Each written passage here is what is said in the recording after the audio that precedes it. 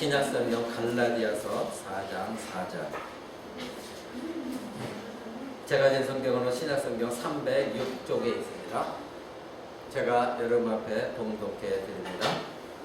때가 참에 하나님이 그 아들을 보내사 여자에게 나게 하시고 율법 아래 나게 하신 것은, 아멘.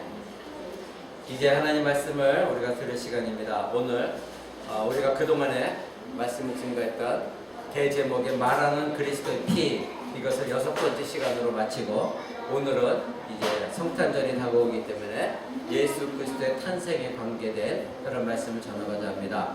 첫 번째 오늘 말씀 제목은 약속의 성취자로 오신 예수 그리스도이십니다.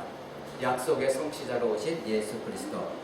오늘 갈라디아서 4장 4절은 이렇게 말합니다. 때가 참에 하나님이 그 아들을 보내사 여자에게 나게 하시고 율법 아래 나게 하셨다. 이렇게 오늘 본문을 말씀하고 있습니다. 자, 여기서 우리가 오늘 중요시하게 될 게 때가 참에입니다. 때가 참에. 이것은 다른 말로 하면 때가 되어서, 하나님이 약속하신 때가 되어서, 즉 하나님이 약속하신 그날이 되어져서 이제 하나님이 그 아들을 보내셨다. 그런데 여자에게 나게 하셨다. 이렇게 성경 기록합니다. 우리 누구나 다 이 세상에 태어나는 사람은 여자로부터 태어납니다. 그건 누구나 다 알고 있는 상식인데 성경은 굳이 여기에서 여자에게 나게 하시고 이 말씀을 꼭 집어넣습니다. 그리고 때가 참에 이 말씀을 하셨습니다. 때가 참에는 오늘 여러분에게 말씀드리고자 하는 것은 하나님이 약속하신 바로 원복음이 뭐라고 그랬죠? 창세기 3장 15절. 창세기 3장 15절 말씀을 이룰 때가 찼으니, 이룰 때가 왔기에 하나님이 그 아들을 보내사 여자에게 나게 하셨다. 이것이 바로 신약성경 갈라디아 4장 4절이 예수님이 오신 그것을 말씀하고 있는 것입니다. 그러니까 하나님이 창세기 3장 15절 어떤 약속을 하셨죠? 내가 뱀에게 하신 말씀이, 아담과 하와가 죄를 범한 뒤에 뱀에게 하신 말씀이 무엇이었죠? 내가 너로 여자의 후손과 원수가 되게 하고 네 후손도 여자의 후손도가 원수가 되게 할 것이다. 바로 여자의 후손에 대해서 약속을 하셨거든요. 그 여자의 후손을 약속한 창세기 3장 15절이 때가 되어져서 약 5,000년 뒤가 3,000년 뒤가 되어져서 예수님이 이 땅에 오셨습니다. 그래서 갈라디아서 말하기를 때가 찼다.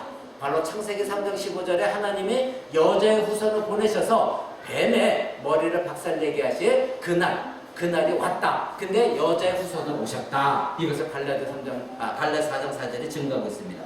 자, 여기서 여자의 후손은 누구요? 예수 그리스도죠. 오직 예수 그리스도만이 사단의 머리를 박살낼 것이라는 겁니다.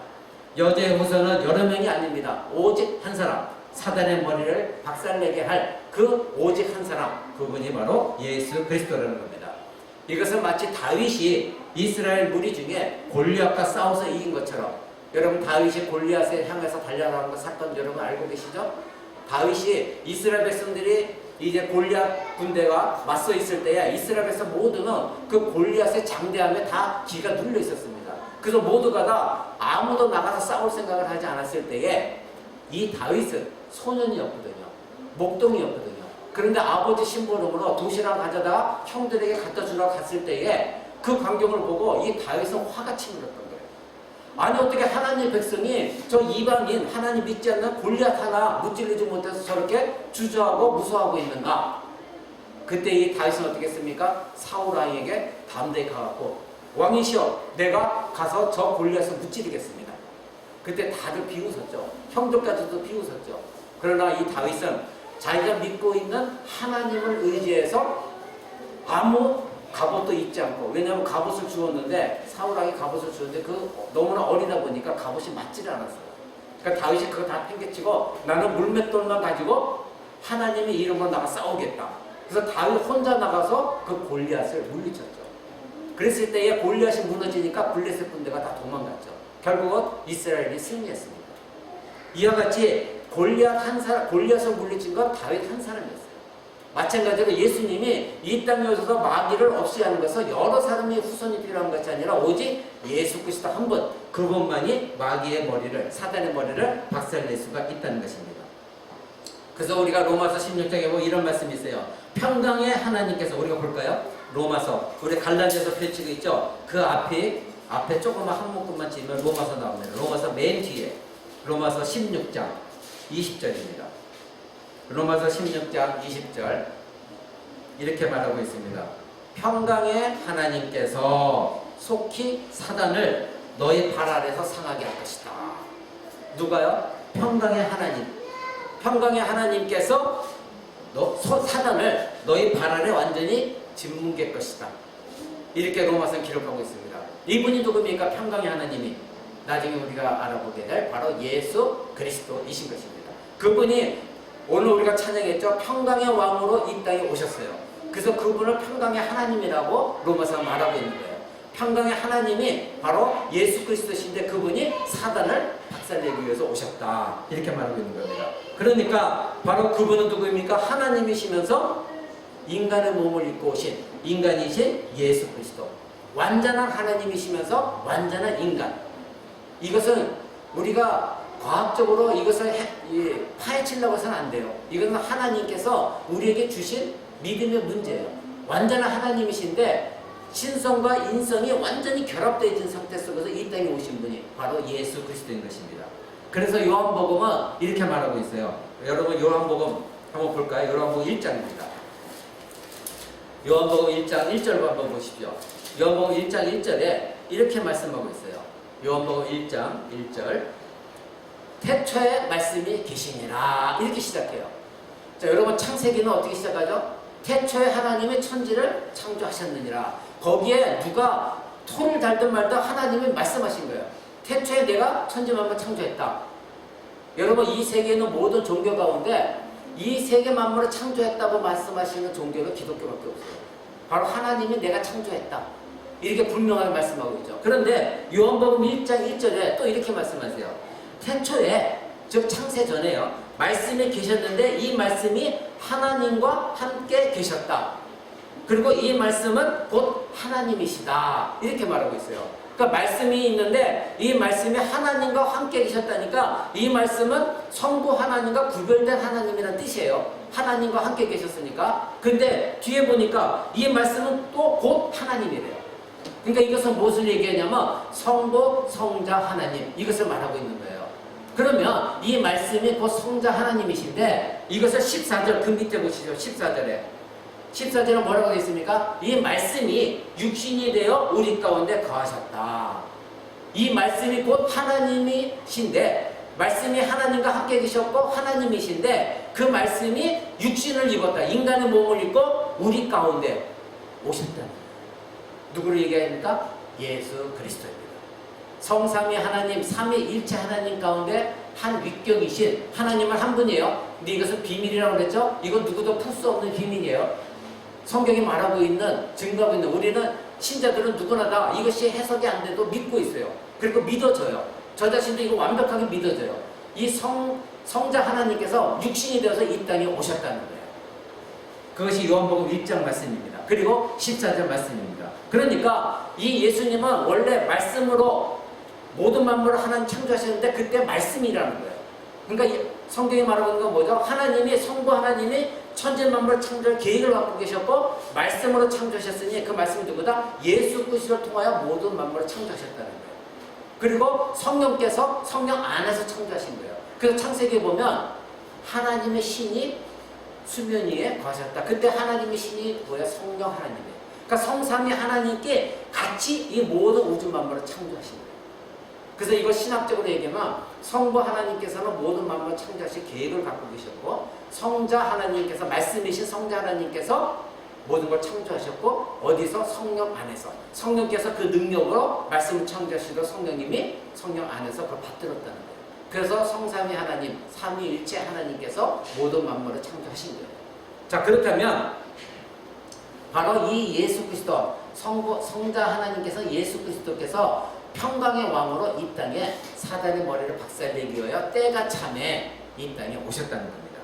자, 그러면 여러분 우리가 언약을 지금 계속해서 여러분에게 말씀드리고 있잖아요. 그러면 창세기 3장 15절에 원시 복음이라고 그랬잖아요. 원래 복음이에요. 약속이에요. 그러면 창세기 3장 15절에 말고 노아의 약속도 있어요.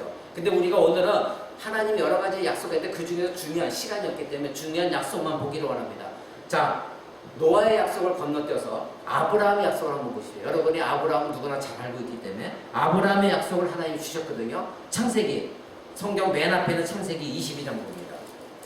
구약 성경 22장 18절을 봅니다. 하나님께서 아브라함에게 언약을 하셨어요. 이런 약속을 하셨어요.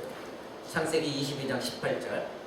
자, 또 네 씨로 말미암아, 씨라고 그랬어요. 네 씨로 말미암아 천하 만민이 복을 받을 것이다. 이는 네가 나의 말을 준행하였음이니라 하셨다 하니라. 아브라함이 약속하신 것이 뭐죠? 네 씨가 네 씨로 말미암아 천하 만민이 복을 얻을 것이래요. 그런데 바로 그 위에 17절을 보십시오. 17절. 내가 네게 큰 복을 주고 네 씨로 크게 성하게 하여 하늘의 별과 같고 바닷가의 모래와 같게 하리니 네 씨가 그 대적의 문을 얻을 것이다. 이렇게 말하고 있어요. 네 씨가 대적의 문을 얻을 것이다. 대적, 바로 사단. 그 사단들, 그들을 박살낼 것이다. 그런데 그 씨로 말미암아 사단을 박살내기 때문에 네 씨로 말미암아 천하 만민이 예수를 믿게 된 자들이 복을 얻게 될 것이다. 이렇게 하나님이 아브라함에게 약속하셨어요. 자, 아브라함에게 약속하신 이 네 씨, 네 씨가 누구입니까? 사람들은 그때 당시에 네 씨가 누굴까? 바로 아브라함에게 90세가 되어서 얻은 아들이 누구예요? 이삭이었죠. 그러니까 사람들이 이삭으로 알았어요. 물론 이삭을 통해서 예수 그리스도가 탄생했으니까. 근데 결정적으로는 여기서 하나님께서 아브라함에게 네 씨로 말미암아 대적인 문을 얻을 것이고, 즉 대적을 박살내게 할 것이고, 네 씨로 말미암아 천하 만민이 복을 얻을 것이다. 누구입니까? 아브라함의 자손이 바로 예수 그리스도인 것입니다. 그래서 이것을 신약 성경인 갈라디아서 이것을 증명을 해야 될 거 아니에요. 여러분, 갈라디아서 오늘 우리 본문 봤던 갈라디아서 3장 봅니다. 갈라디아서 3장 16절입니다. 갈라디아서 3장 16절. 갈라디아서 3장 16절. 제가 가진 성경은 신약 305쪽에 있습니다. 갈라디아서 3장 16절. 제가 있습니다. 이 약속들은 아브라함과 그 자손에게 말씀하신 것인데 여럿을 가리켜 그 자손들이라 하지 아니하시고 오직 하나를 가리켜 네 자손이라 하셨으니 곧 그리스도시라. 신약성경이 이걸 증명하고 있는데, 그러니까 아브라함에게 약속하신 네 씨로 말미암아 대적이 물러갈 것이고, 그리고 네 씨로 말미암아 천하 만민이 복을 얻을 것이다. 그것을, 이 말씀을 신약성경에 와서는 몇천 년 뒤에 신약성경에 와서는 증거하기를, 바로 아브라함의 자손을 씨라고 말한 건 여러 사람을 말한 게 아니다. 즉 이스라엘 백성 다를 말한 게 아니라 누구다? 곧 예수 그리스도, 그 한 분만을 이야기한 것이다. 이렇게 성경이 기록하고 있습니다. 그렇다면 여러분 그 3장 9절을 보십시오. 지금 16절 봤잖아요. 9절 한번 보세요. 9절이 이렇게 말합니다. 그러므로 믿음으로 말미암은 자는 믿음이 있는 아브라함과 함께 복을 받았다. 이렇게 말하고 있죠. 자, 그러면 우리 여기서 믿음으로 말미암아라는 건, 믿음은 무슨 믿음입니까? 예수 그리스도를 믿는 믿음입니다. 우리가 복음을 받아들이는 그 믿음입니다. 그러면 아브라함과 함께 복을 받는다고 했죠. 아까 하나님께서 아브라함에게 뭐라고 그랬죠? 네 후손들이 네 씨로 말미암아 후손들이 어떻게 복을 받을 것이다 그랬거든요. 그러면 아브라함도 예수를 믿었어요. 자기 후손이지만. 그건 나중에 여러분이 증명해 드릴게요. 근데 여기서 갈라디아서 3장 9절에 말하는 건, 그러기에 너희도 아브라함의 후손이라는 거예요. 그래서 아브라함과 함께 하나님의 복을 받은 자들이라는 거죠. 그러면 그 복이 무엇이냐는 것이죠. 그 복은 무엇입니까? 확실한 복. 바로 구원을 얻는 복입니다. 하나님의 백성이 되는 복인 것입니다. 그것을 성경 갈라디아서가 우리에게 증거하고 있어요. 여러분, 어떤 사람들은 아브라함의 복 하면서 계속해서 이 땅에 아브라함도 부자가 되었다. 그래서 아브라함처럼 우리도 부자가 될 것이, 이렇게 말하는 사람이 있어요. 여러분, 그것은 특별 축복이 아니라 예수를 안 믿어도 부자가 되는 사람이 있어요. 그럼 부자가 하나님의 복이라고 한다면 이 성경은 잘못된 거죠. 우리 각자에게 주신 능력이 다 달라요. 그래서 우리에게 얻은 축복, 특별한 축복은 뭐예요? 우리도 열심히 일해서 복을 얻어서 부자가 될 수 있어요. 근데 그들과 달리 우리에게 축복은 뭐죠? 하늘나라에 가는 축복, 구원 얻는 축복, 하나님의 자녀가 되는 얻는 축복, 이것이 특별 축복, 이것을 말하고 있는 거예요, 성경은. 여러분, 이것이 바로 아브라함께 얻을 복입니다.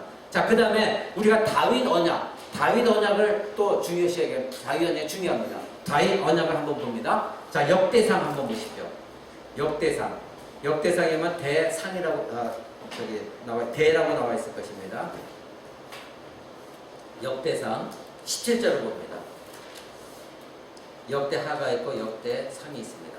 17장 11절입니다. 하나님께서 아까는 아브라함에게 약속하셨지만 이제 이스라엘 백성들이 또 중요한 사람이 누구입니까? 다윗입니다. 그래서 이스라엘 백성은 다윗 왕조를 그렇게 꿈꿨던 것입니다. 다윗 왕, 역대상 17장, 제가 가진 성경 구약성경 636쪽입니다. 636쪽, 역대상 17장 11절을 제가 읽겠습니다. 네 수완이 차서 네가 열조에게로 돌아가면 내가 네 뒤에 네 씨 곧 네 아들 중 하나를 세우고 그 나라를 경고케 할 것이다. 이렇게 다윗에게 약속하십니다. 자, 다윗은 아브라함의 후손입니다. 근데 아브라함에게도 네 씨를 약속하셨고 아브라함의 후손이 다윗 왕에게도 네 씨라고 약속하셨어요. 그러니까 계속해서 하나님은 이 씨에 대해서 하나님 강조점을 두고 있는 거예요. 그럼 그 씨가 누구냐인 거죠. 자, 네 수완이 차서 지금 다윗이 죽을 때가 다 됐어요. 그럼 네가 이제 죽을 때가 되었는데 네가 열조에게로, 즉 죽어서 조상에게로 돌아간다. 근데 네가 네 뒤에 네 씨 곧 네 아들 중 하나를 세우고 그 나라를 경고케 할 것이다. 그 나라가 어떤 나라입니까? 바로 예수 그리스도께서 이 땅에 오셔서 세울 하나님의 나라입니다. 그 나라는 이제 더 이상 무너지지 않습니다. 인간들이 세운 인간의 왕국은 흥했다가 망가지고 또 다른 민족이 쳐들어오면 망하지만 그 씨가 와서, 즉 예수 그리스도께서 오셔서 세울 하나님의 나라는 영원토록 경고한 나라, 그날을 세우겠다. 이렇게 하나님이 다윗에게 약속을 하셨습니다. 근데 여기서 말하는 네 씨는 누구입니까? 바로 여자의 후손에서 태어날 예수 그리스도인 것입니다. 자, 그래서 이것을 역대상 피고 있죠. 그 뒤에 보면 좀 한 묶음 치시면 이사야서가 나옵니다. 이사야서 9장 6절 7절입니다. 이사야서 보십시오. 이사야서 9장 6절 7절. 이 씨에 대해서 이사야서가 완벽하게 우리에게 다시 예언해 줍니다. 이사야서 선지자가 이사야서 9장 6절 7절입니다. 제가 가진 성경은 976쪽에 있습니다. 976절에 9장 6절에서 7절 제가 읽어드립니다. 이는 한 아기가 우리에게 낳고 한 아들을 우리에게 주신 바 되었는데 그 어깨에는 정사를 메었고 그 이름은 기묘자라 모사라 전능하신 하나님이라 영존하시는 아버지라 평강의 왕이라 할 것임이라. 그 정사와 평강의 더함이 무궁하며 또 다윗의 위에 앉아서 그 나라를 굳게 세우고 지금 이후 영원토록 공평과 정의로 그것을 보존하실 것이라. 만군의 여호와의 열심히 이를 이루시리라. 아멘. 이렇게 말씀하고 있어요. 그러니까 아까 다윗에게 약속하셨던 니시, 그 니시가 여기에 9장 6절 7절에 한 아기예요.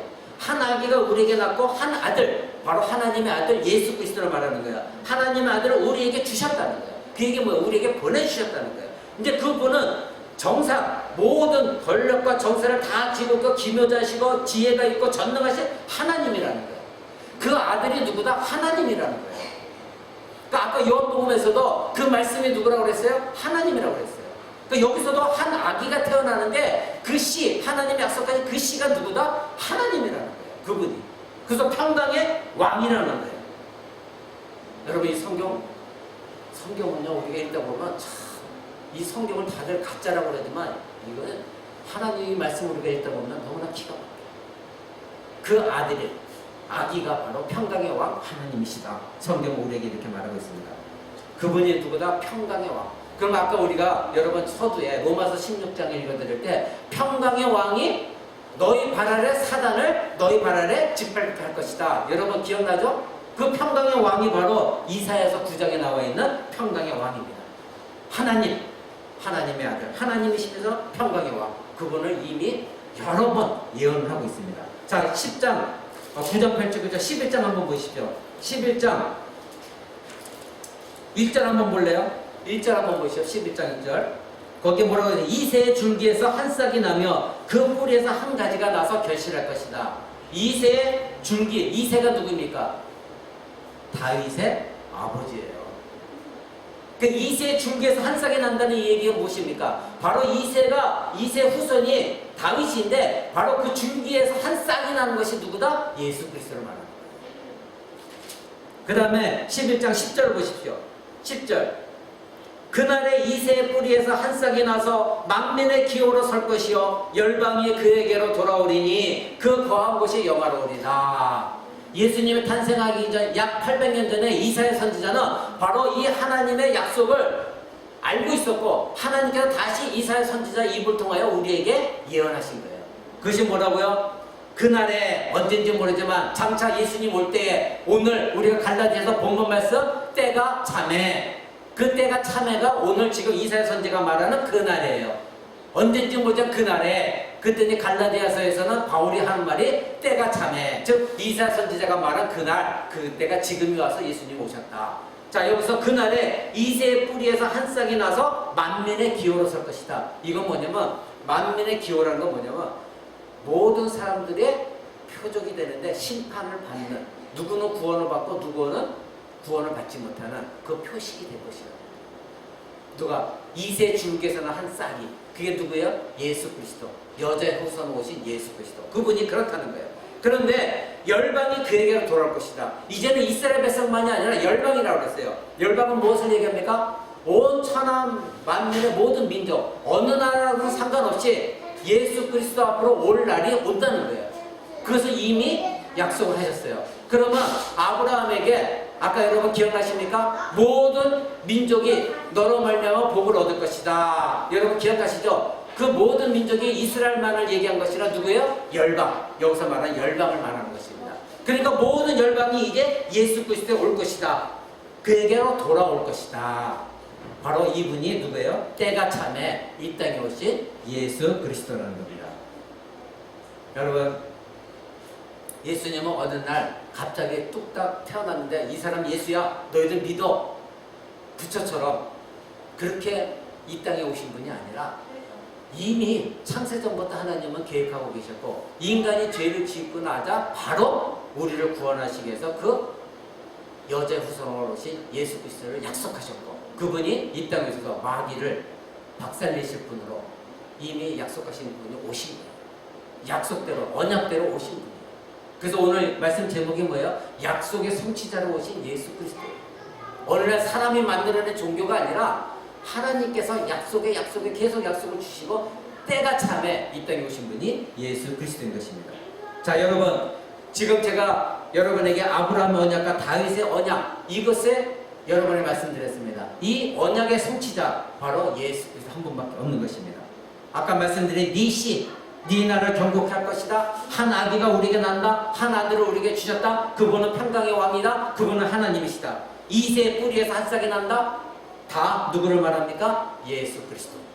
그분 약속을 지키기 위해서 예수님이 이 땅에 오셨습니다.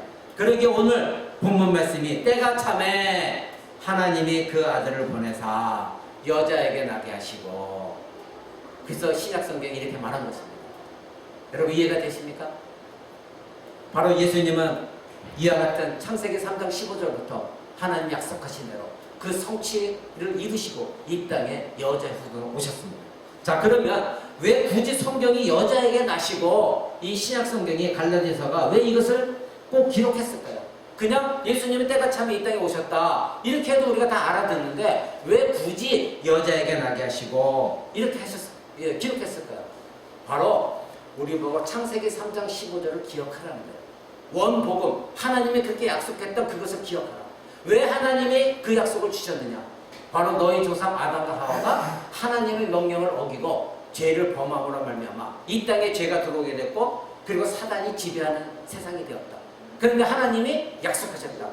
내가 언젠가 여자의 후손으로 내 아들을 보내서 이제는 너희를 지배하고 있는 그 사단으로부터 너희를 구할 것이다. 이제 너희를 구원할 것이다. 그 약속이 이루어진 것이 바로 때가 참에 그 아들을 보내셔서 여자의 후손으로 여자에게 나게 하신 그것을 약속하신 하나님입니다.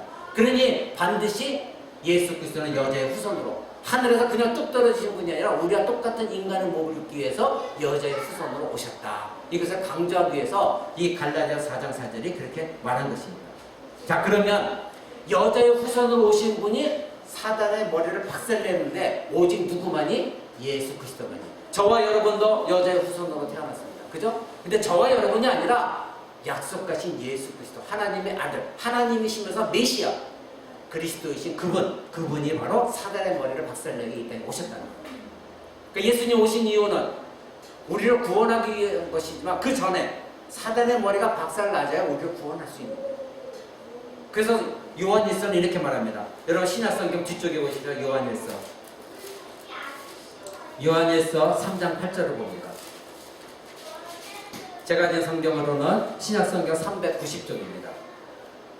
390쪽, 신약성경 390쪽, 요한일서 3장 8절 제가 공독해 드립니다. 3장 8절.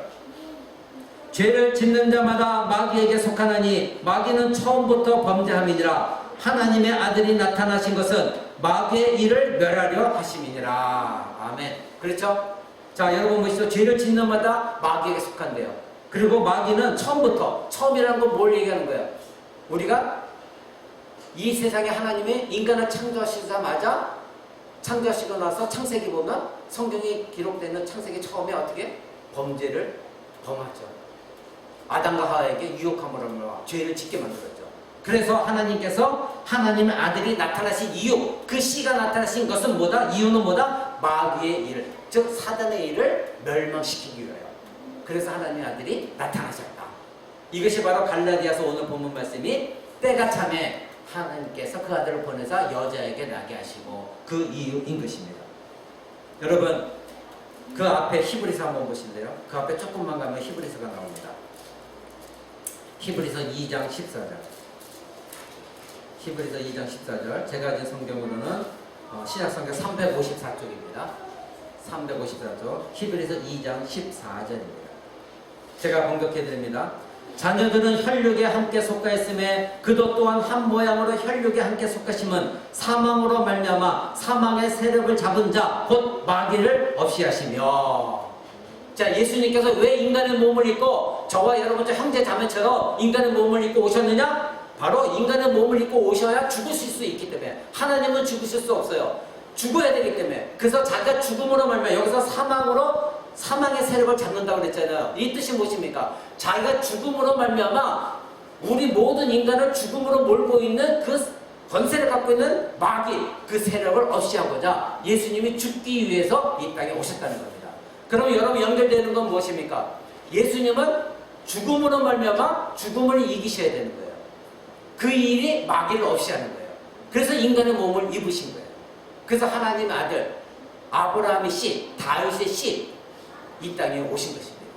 그래서 여자의 후손으로 나신 거예요. 자, 그러면 계속해서 우리가 요한일서와 히브리서에 마귀를 멸하시려고 예수님 오셨다고 그랬잖아요.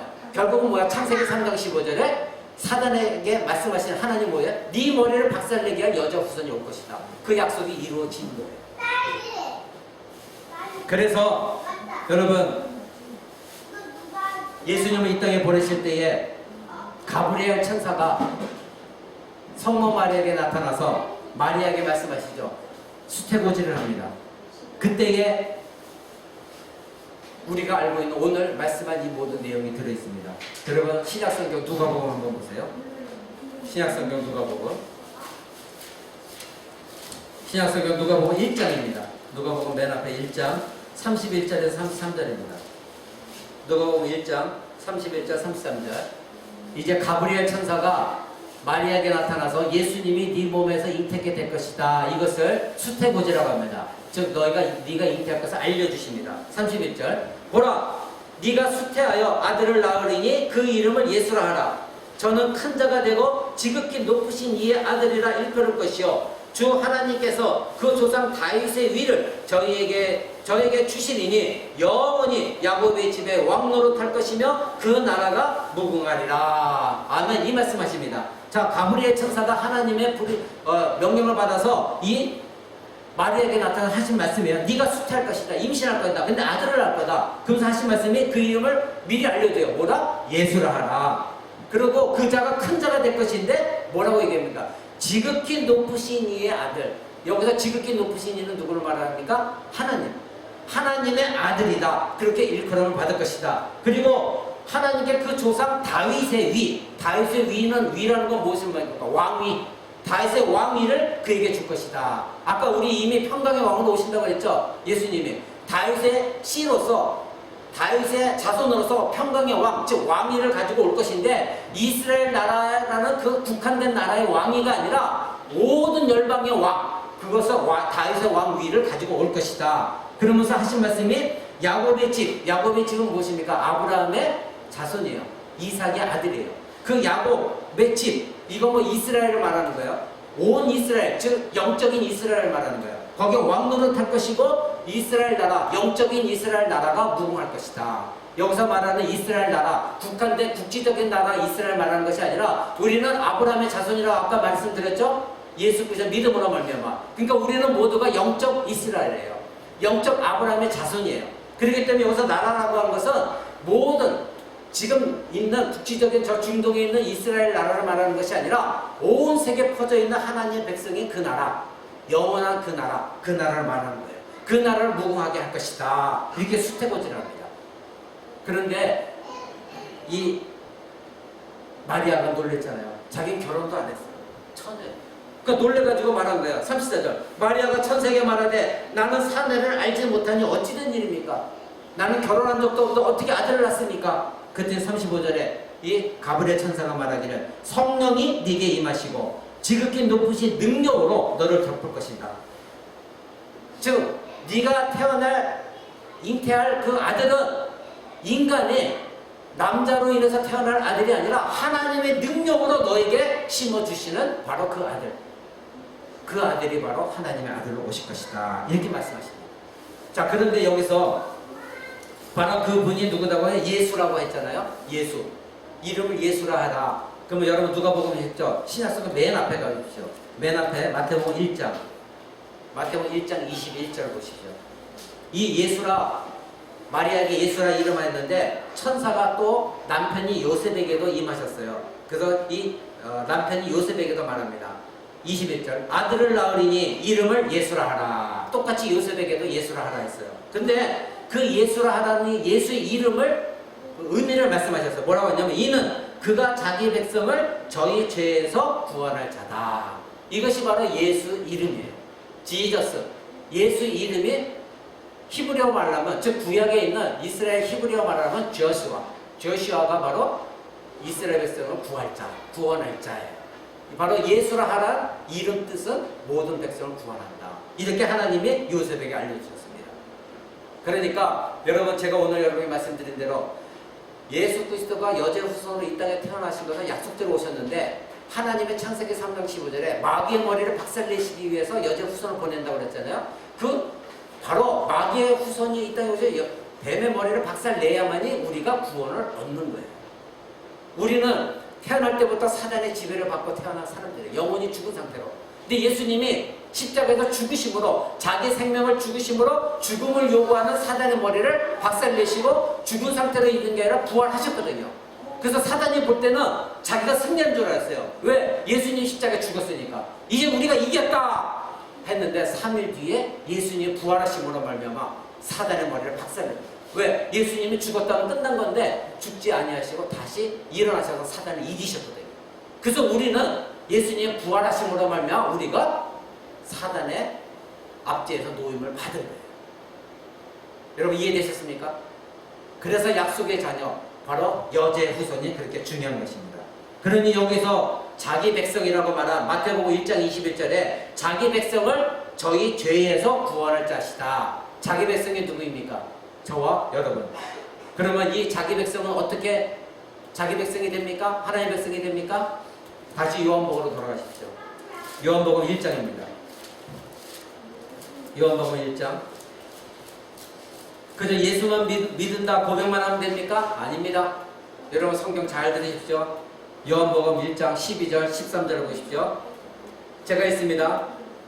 자기 땅에 오매 자기 백성이 영접하지 아니하였으나 영접하는 자 곧 그 이름을 믿는 자들에게는 하나님의 자녀가 되는 권세를 주셨으니 이는 혈통으로나 육적으로나 사람의 뜻으로 나지 아니하고 오직 하나님께로서 난 자들이다.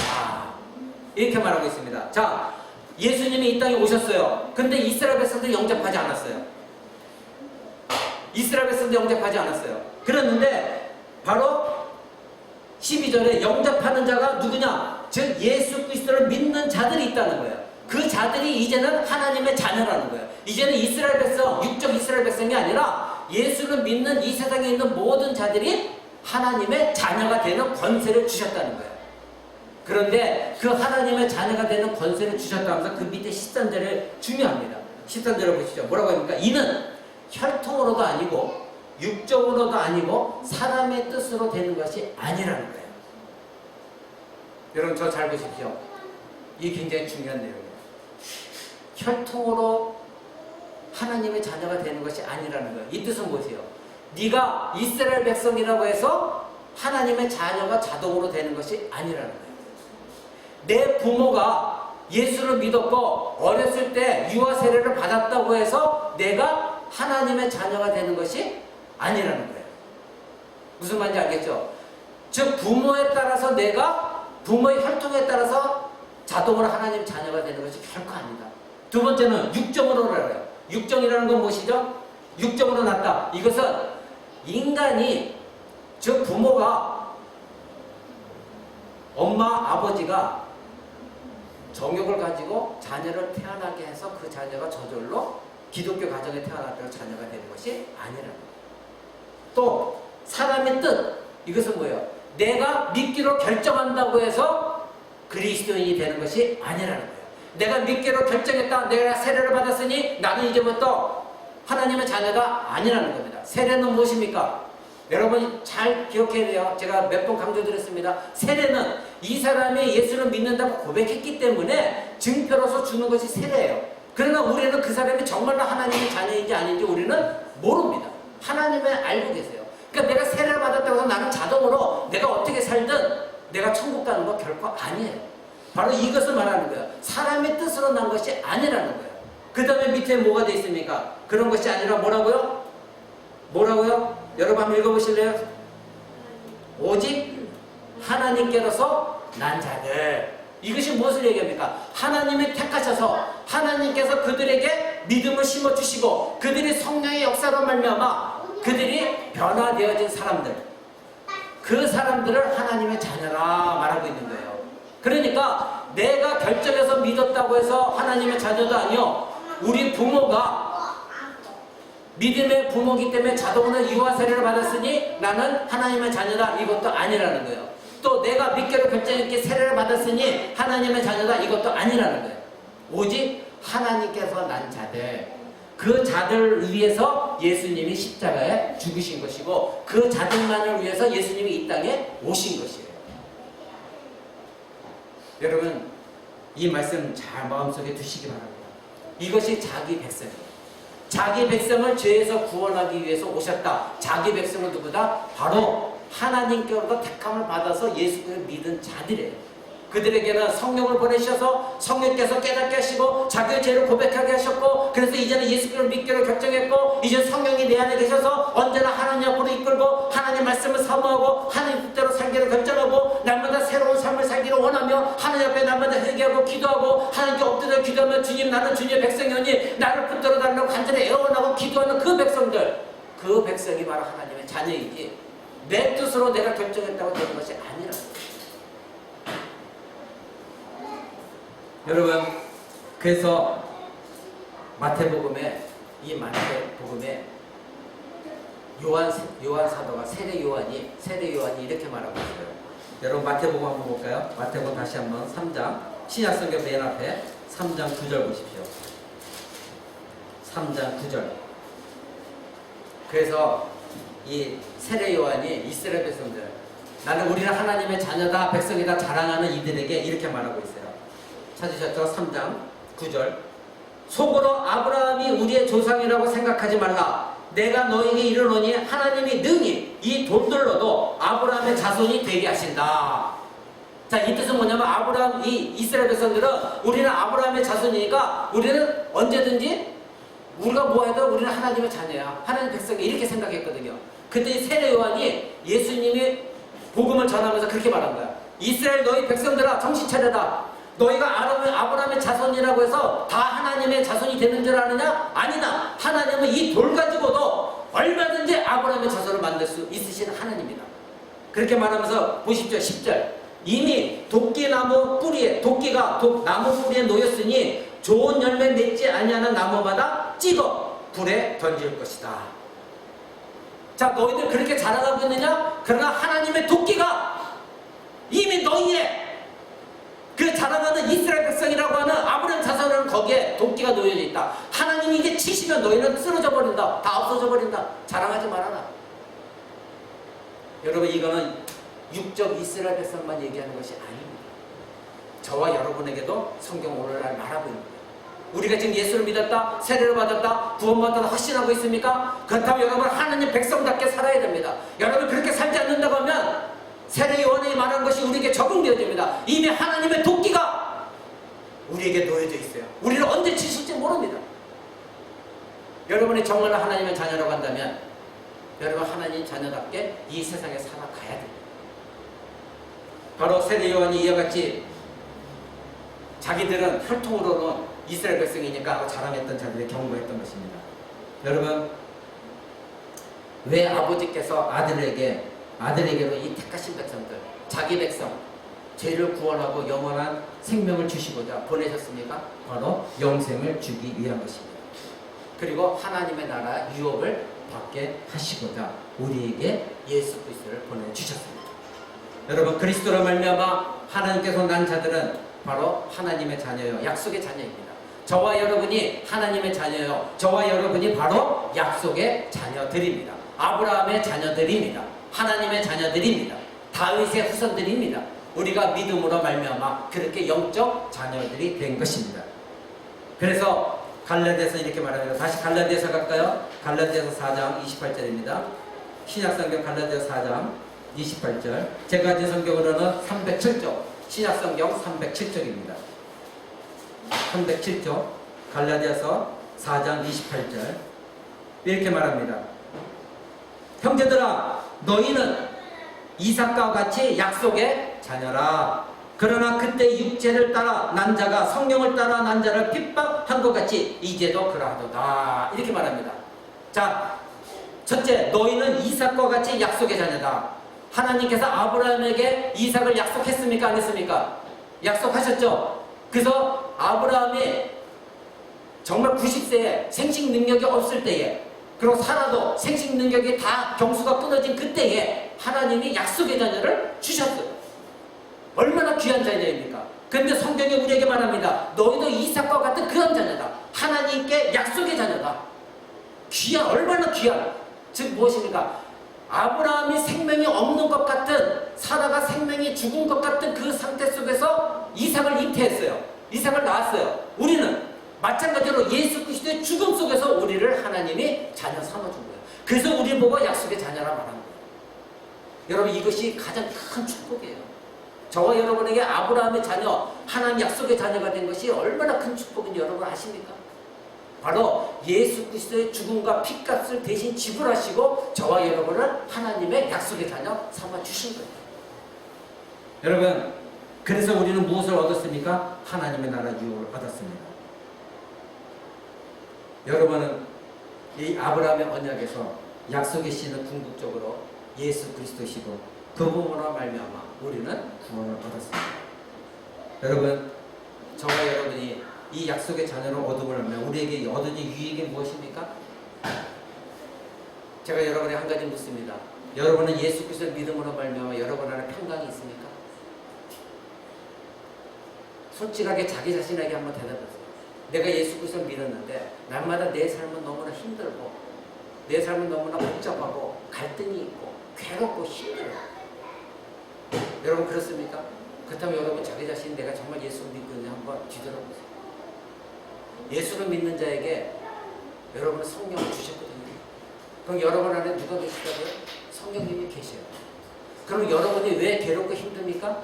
이 성령님이 여러분 안에 있다는 것을 무시하고 여러분은 이 성령님과 관심이 없이 여러분이 여전히 욕정으로 여러분을 채우기 때문에 여러분의 마음이 괴롭고 힘든 거예요. 예를 들어서 누구를 미워함으로 내가 괴롭습니까? 그렇다면 성령님이 여러분 안에서 얼마나 지금 괴로워하고 계세요. 여러분은 그런 존재가 아닌데, 약속의 자녀인데, 하나님께서 여러분의 평강을 주셨는데, 내 안에 그 마음이 없이 내 안에 막 분노가 치밀고 미움이 있고 갈등이 일어나요. 그렇다면 여러분은 지금 그 순간 하나님의 자녀라는 본문을 버린 거예요. 왜 그런지 아세요? 여러분, 요한복음 14장 한번 보십시오. 요한복음 14장 28절입니다. 여러분은 약속의 자녀입니다. 이미 여자의 후손으로 오신 예수 그리스도를 말며 여러분 약속의 자녀가 되었습니다. 14장 28절입니다. 27절입니다. 제가 있습니다. 평안을 너에게 끼치노니 곧 나의 평안을 너에게 주노라. 내가 너에게 주는 것은 세상이 주는 것과 같지 아니하노라. 너희는 마음에 근심도 말고 두려워하지 말라. 아멘. 마귀를 멸하시고 하나님 약속대로 이 땅에 오셔서 우리를 위해 대신 죽으시고 마귀의 머리를 박살내시고 부활하셨어요. 그래서 우리가 하나님의 자녀가 되었어요. 예수님은 이 모든 일이 어떻게 이루어질까 아시고 죽기 전에 이 말씀하신 거예요. 내가 너희에게 평안을 주노라. 근데 이 주는 것은 세상과 같은 그런 평안이 아니다. 무슨 뜻입니까? 세상과 같은 평안은 잠시 내가 기뻐 해버리다가 그것이 사라지면, 약발이 떨어지면 어떻게 됩니까? 여러분 다시 고통 속에 들어갑니다. 그런데 예수님이 주신 평안은 그런 평안이 아니라는 겁니다. 그렇다면 여러분 안에 갈등이 있고 고통이 있고 미움이 있고 내가 힘든 것이 있을 때 여러분 언제나 앞에서 여러분 제가 여러분 부탁하는 건 무엇입니까? 좌절하지 말고 절망하지 말고 누구에게 나가요? 예수 그리스도에게 나가요. 예수 그리스도의 이름으로 나아가 기도하라. 그리고 다시 평강을 받아라. 예수님이 나에게 어떻게 평강을 주셨는데 여러분 이 훈련을 하셔야 돼요. 근데 여러분 이 훈련을 안 하세요. 그저 좌절과 절망과 어떻게 해야 되지 평안을 얻으십시오. 여러분이 할 수 있다고 해결할 수 있다고 할 수 있으면 하십시오. 근데 해결이 안 됩니다. 여러분이 가지고 있는 그 평안을, 그 불안함을 하나님만이 여러분을 해결해 주시죠. 그때 그 모든 걸 하나님께 맡겨드리고 하나님 이제부터 주님 뜻대로 살겠습니다. 하나님 내가 할 일을 다 했습니다. 이제 하나님 뜻대로 하옵소서. 맡기세요. 여러분 제가 만약에 이 목회를 하면서 모든 고민 다 끌어안고 산다면 저는 이렇게 살지 못할 거예요. 내일 걱정, 그 다음 주는 어떻게 될까. 여러분 하나님께, 저도 하나님께 맡겨요. 내가 할 일이 아니거든요. 제가 여러분에게 족쳐서 여러분 나가서 전도해서 끌어오십시오. 저 그렇게 안 합니다. 하나님께서 하시는. 여러분에게 성령이 충만 감동되어지면 여러분 복음 전하는 거예요. 하나님이 하시는. 그럴 때 여러분에게 평안이 오는 겁니다. 여러분 이것이 바로 우리에게 주신 유익입니다. 또 한 가지는 여러분은 죄를 이길 수 있는 능력을 주십니다. 그것이 바로 바로 여자 후손으로 오신 예수 그리스도가 우리에게 주신 유익입니다. 여러분은 누구든지 이길 수 있습니다. 고린도전서 한번 봅니다. 신약성경 고린도전서 15장입니다.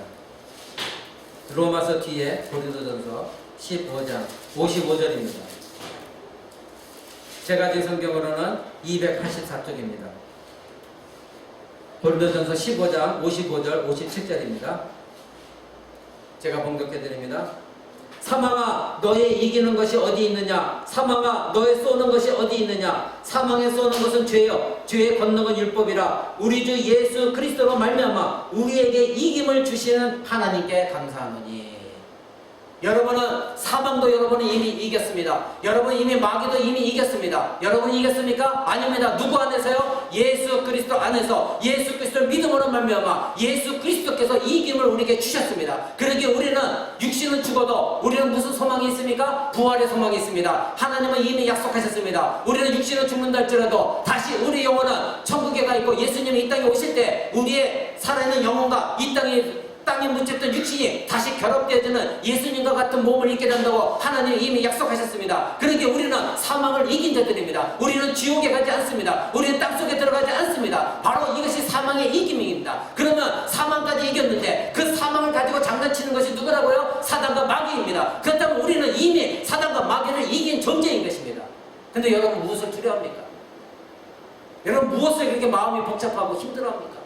왜 그렇게 좌절합니까? 이 세상에 돈 좀 없다고요? 이 세상에 누구에게 좀 멸시를 당한다고요? 내가 좀 출세하지 못했다고요? 사는 것이 힘들다고요? 여러분 그것으로 감사하기 시작해 보십시오. 그렇다면 여러분에게 평강이 옵니다. 내 안에 감사가 없기 때문에, 내 안에 하나님께서 나에게 베풀어진 감사가 없으니 늘 불평과 불만과 원망입니다. 내 안에 하나님 주신 것만 해도 감사하십시오. 그렇다면 하나님이 여러분에게 더 채워주실 것입니다. 근데 하나님 주신 것도 감사하지 못하고 날마다 불평과 불만과 다른 사람과 비교하면서 나는 왜 이렇지? 다른 남편과 비교하면서 내 남편은 왜 이렇지? 다른 아내와 비교하면서 내 아내는 왜 이렇지? 여러분 그것에는 평강이 없습니다. 내 자녀는 왜 이렇게 공부를 못하지? 다른 자녀들은 저렇게 잘하는데. 내 자녀는 왜 효도 못하지? 다른 자녀는 잘하는데. 여러분 이 세상에 있는 사람들 그렇게 비교해봐야 여러분 안에 이로울 것이 아무것도 없습니다. 오늘 여러분에게 주신 것에 감사하십시오. 그 감사가 무엇입니까? 예수 그리스도를 창세전부터 여러분을 택하셔서 아담과 하와가 죄에 빠졌을 때 즉각적으로 하나님이 여자의 후손을 약속하셨고, 그 여자의 후손을 때가 차면 약속하신 대로 보내주셨고, 그 예수 그리스도가 죽으심으로 말미암아 다시 부활하시고 사단의 머리를 박살내셨고, 그 안에서 여러분은 구원받았고 이미 사망을 이긴 자가 되었고 부활의 확신한 소망을 붙들고 있는 여러분이에요. 더 이상 하나님 무엇을 주시기 원하십니까? 무엇을 여러분 하나님께 달라고 기도할 것입니까? 그것보다 더 중요한 것이, 여러분의 영혼보다 더 중요한 것이 무엇이 있습니까? 여러분 주신 것에 감사하십시오. 없는 것을 가지고 불평불만하지 마십시오. 여러분 흑수저라고 금수저, 얼마 전에 뭐 조국인가 그분 때문에 흑수저 금수저 청년들이 난리 폈죠. 여러분 남의 것에 비교하면요 항상 불만과 불평, 원망이에요. 우리 그리스도인들은 남의 것을 비교할 것이 아니라 나 자신이 하나님 앞에 어떻게 되었는가, 여러분 그것을 비교해 보십시오. 어제 나와 하나님 앞에서 어제 나와 오늘의 나는 얼마나 달라져 있는가, 그리고 오늘의 나와 내일의 나는 얼마나 달라질 것인가. 작년에 2018년도에 나와 2019년도에 나는 하나님 앞에서 얼마나 달라졌는가. 자기 자신은 점검하지 않냐고 날마다 남을 비교하면서 흑수저 금수저만 탓하고 있고. 여러분 그리스도는 그렇게 살아서는 안 됩니다. 남을 그렇게 남이 잘된 것에다 배 아파하고 나는 흑수저로 태어났다고 해서 여러분의 채워지는 것이 있습니까?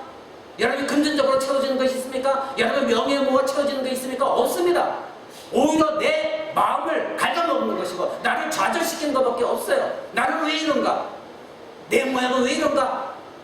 그것이 아니라 여러분이 진정한 그리스도인이라면 하나님 앞에 서서 어제와 나가 뭐가 달라졌는가? 하나님 어제는 이렇게 해주고 오늘은 내가 얼마나 감사한가? 내 자녀들 오늘 이렇게 건강 주시고 얼마나 더 감사한가? 나는 내 신앙이 얼마나 잘했는가? 여러분 자기 자신과 비교를 하세요. 남과 비교하지 마시고, 남의 아내, 남의 남편, 남의 자녀 비교하지 마시고요. 남의 교회 비교하지 마시고요. 우리 교회가 얼마나 어제와 오늘은 달라졌는가. 하나님 앞에서 코랑교 정신으로 여러분 이러한 삶을 사는 것이 신자예요. 말씀을 마치고자 합니다. 약속의 성취자 예수 그리스도는 이 땅에 오셨어요. 하나님의 약속하신 대로, 창세기 3장 15절 약속하신 그대로 오셨습니다. 하나님은 언약의 하나님이십니다. 약속의 하나님이십니다. 그러기에 이 성경에 기록한 저와 여러분을 향한 약속은 반드시 이루시는 하나님이십니다. 여러분 그것을 믿으셔야 돼요. 그래서 이 성경이 구약 신약하는 이유가 무엇입니까? 약속이라는 뜻이에요. 예전에 이스라엘과 약속하신 약속, 그걸 구약, 예수님 오신 이후에 우리 약속하신 약속, 그 신약, 그 약속이에요. 이 약속의 말씀을 우리 붙들고 있는 것이 언약 백성입니다. 그래서 제가 여러분에게 누차 예배 첫 시간에, 여러분들은 그냥 아무 생각 없이 듣고 있죠?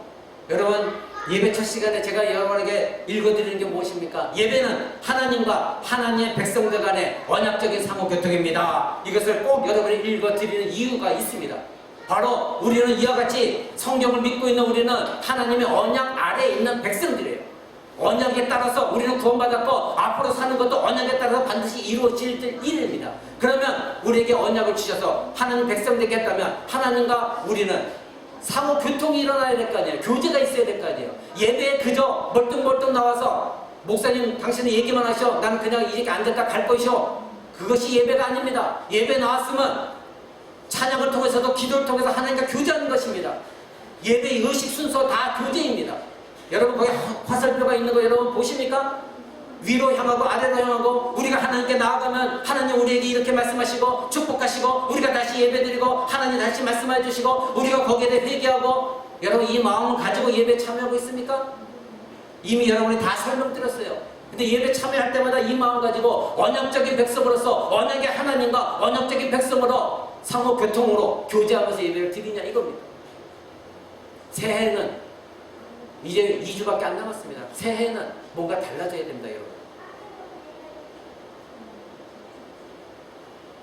하나님은 약속하신 하나님이고 우리는 그 약속을 받은 자들이고 약속대로 하나님 우리를 구원하셨고 이제는 약속대로 우리는 몸의 부활을 여러분 소망해야 됩니다.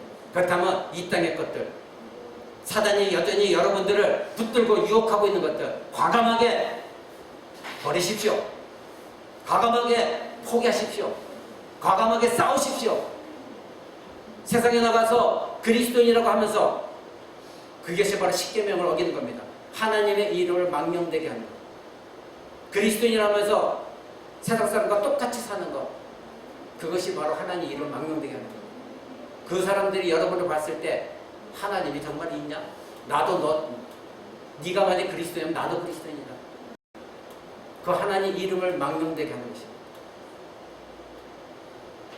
여러분 하나님은 약속의 하나님이에요.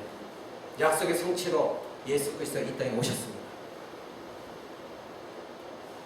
여러분은 언약 백성입니다. 이 언약을 꼭 붙들고 예수 그리스도를 통해서 우리는 이미 사단을 이겼다는 것, 사망을 이겼다는 것. 늘 감사하는 저와 여러분 되시기를 우리 주 예수 그리스도 이름으로 간절히 축원을 드립니다. 여러분 이 시간 잠깐 기도하겠습니다.